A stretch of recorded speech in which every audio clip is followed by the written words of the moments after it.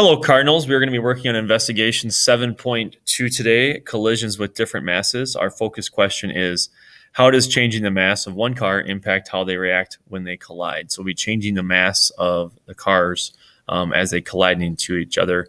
And severity is our word of the day. It's an extreme force or strength. So as you're working and writing today, you should try to use the word severity within your work and within your groups. Before we do that, yesterday we just wanted to kind of look back at 7.1, where we had car A collide with car B, and comparing distances.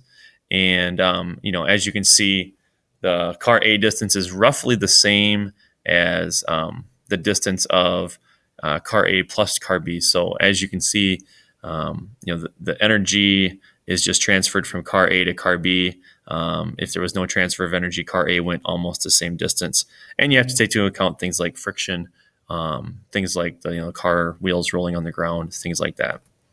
We're also going to be taking a second to use evidence from your lab to support the claim you made from one about what energy transfer is. So you're going to be writing a claim using evidence.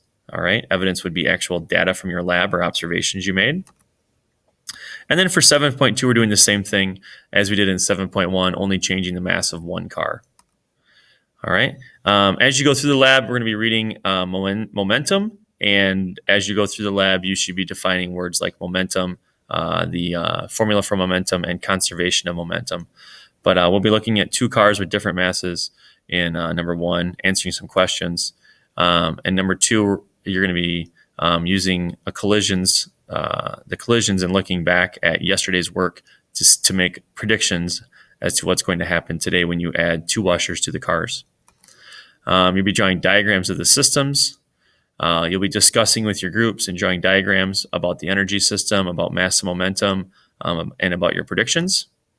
5, 6, and 7 are all about getting the lab done. If you are absent, I'd recommend watching the investigation 7.2 lab video.